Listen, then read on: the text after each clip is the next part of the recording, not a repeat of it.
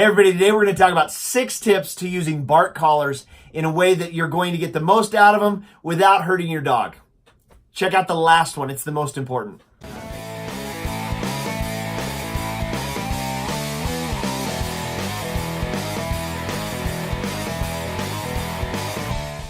Hey everybody, if you've got a big dog that's got a big barking problem, then there are lots of ways that you can try and fix that without going to a bark collar. If you've got questions about what things you might try, make sure you check out my article that I'll link in the bottom about why dogs bark and ways to fix it.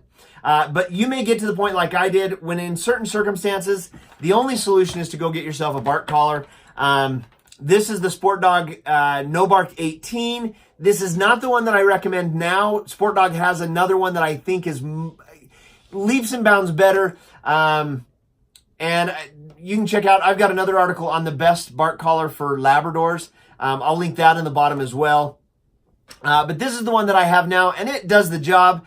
The reality is that it didn't take my dog very long to get collar-wise to the dog. So that brings me to tip number 1. The first tip about when it comes to using bark collars is that your dogs are going to get collar-wise. They're going to know. Labradors are very smart. So when you put that collar on and they go a day or 2 maybe, they're going to figure out what that collar's doing, because when the collar's there, they get stimulation when they bark, and when the collar's not there, they don't get it. So my first tip is, when it comes to using a bark collar, make sure that you are using it situationally. Take advantage of the fact that your dog is collar-wise to it. You may get to the point where you don't even have to turn the collar on. Just throw it on the dog, and it's going to know that it's time to be quiet. I've got that left on. Hold on just one sec. Let me shut that down. Tip number 2, make sure that other dogs can't set off your collar. As you're shopping for collars, whether that's on Amazon or through Chewy, or running down to, Cabela's or wherever, PetSmart, make sure that the collar make sure that you understand what sets the collar off. So is it activated by just the sound of your dog? That's a problem, because if it's sound activated and you've got a dog right next door that's barking, if they're right next to each other just on the other side of the fence, the annoying husky or the golden retriever or whatever next door barking is going to activate your dog's collar, and it's going to send mixed signals, and your dog's not going to know what's going on. And eventually what you'll end up doing, you'll just end up cowering. Your dog will just end up sitting in the corner of the kennel wondering what in the world is going on. So make sure that other dogs, this particular collar, all of the collars that I reviewed on the article I mentioned before, they require 2 signals in order for it to activate and stimulate the dog. So this one goes on sound, but it also requires a vibration from your dog's throat. The 2 of those signals combined then activate the collar, and your dog gets the static electricity, static shock. I think that's another important part when it comes to bark collars. This is just kind of parenthetical. It's not electricity. It's not like 110 volts. It's not like something out of your outlets at home. This is a static electricity that it's generating. So the equivalent would be you rubbing your feet on the carpet. We did this as kids all the time. You'd get on just the right kind of socks, and you'd go rub your feet through the carpet, and then you'd run up and tap your sister on the back of the neck, and it'd give her a little static electricity burst. The reality is, I think, especially with the Labradors, if you've got this sized right, it's more of a startle factor than it is a hurt factor. I've never seen my dog demonstrate any symptom of pain from using one of these, so I don't have any qualms at all. I know there are some people who don't like them and they'll never use them, and that's fine. This certainly isn't the only way to get a dog to stop barking. In fact, it's not even the first way that I suggest. But there are some situations where I find that it's really, really helpful, and it's a very effective tool. So that's number 2. Make sure that other dogs can't set it off. All right. Point number 3, make sure that your dog collar can't get false signals. So just like you don't want another dog setting it off, when it comes to your bark collar, if it's a vibration only unit, so it's relying on the vibrations of your dog's throat, there's any number of things that might trigger that without being an actual bark. And again, just like before, if your dog's getting triggered without actually barking, it's not going to register in the dog's mind what's going on, and the training then becomes completely ineffective. So to get the most out of the collar, make sure that that your collar in particular has got a way to protect against false signals. Tip number 4 when it comes to using bark collars, make sure that it's fitted properly. You don't if you've got a dog, this particular collar, this particular leash will go around a dog with a neck from anywhere from 8 to 26 inches in diameter. If you've got a little dog with a 10-inch neck, you want to make sure, and you'd have this thing flapping all over the place. So make sure that after you've got it fit, that you trim this piece up, and depending on what the collar's made out of, you may need to singe the sides to keep it from fraying, but make sure that you get it fitted properly. Another important part of fitting it are the prongs.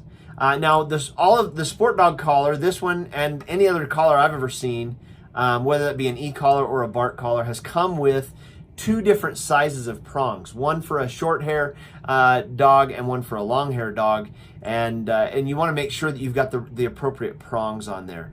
The other thing when it comes to fitting, I guess I would say, make sure that you're not leaving this on your dog for a long time. You want to readjust this no more than every 2 hours. And so if you're going to be gone for a long time, this has to come off. These prongs actually will do more damage just from wear and tear, just from sitting there on your dog's neck and rubbing back and forth. The first thing it'll do is just kind of rub the hair off. But once it rubs that hair off, it can actually cause your dog to bleed if you're irresponsible with these and you leave it on for 24, 36 hours. That's completely uncalled for. I think most manuals suggest that you don't leave it on for more than 12 to 16 hours.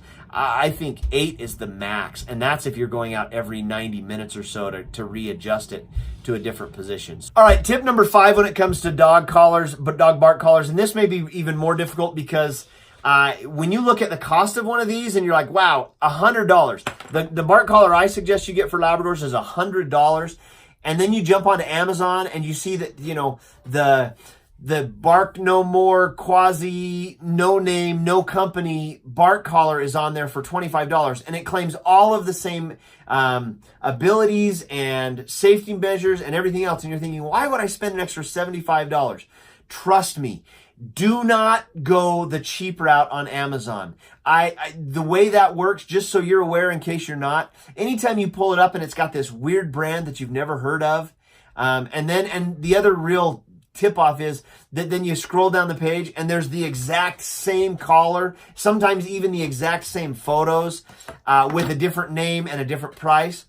The way that works, some guy at home has ordered a massive quantity from China and they've been shipped to their home. He did the packaging, sent them off to Amazon, and Amazon is now selling them. Well, guess what's going to happen if your dog collar malfunctions? Who are you going to call? Well, you're probably not going to call anybody because there's no phone number attached to it. The best you're going to get is an email, and customer service in that situation is basically zero. And in a really drastic situation, what if this malfunctions?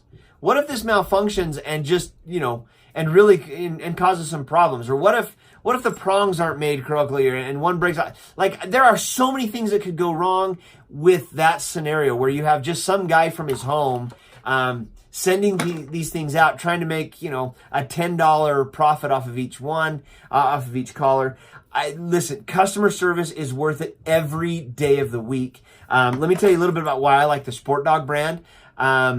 I was having a problem with an e-collar that I was using for training. I was on Instagram. I saw that somebody had the same collar. One of the guys that I follow had the same collar that I was using. And so I just reached out to him and commented on his thing and said, hey, is that your collar? I'm having this problem. Is there any, do you have any thoughts? Do you have any ideas? Lo and behold, before he responds to me, because Sport Dog had been tagged in his post, they saw the comment. And the official customer service rep from Sports Dog that's on Instagram replied to me, gave me a phone number to call, and gave me things to try to fix it.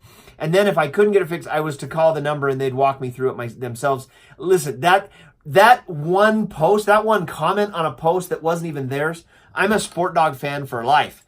I love the Sport Dog collars. And so, like I say, I just avoid the Amazon cheap knockoffs. You're not ever going to be happy with them. And when things go really wrong, you're not going to have any form of recourse. So number 5, avoid the cheap knockoff things that you find on Amazon.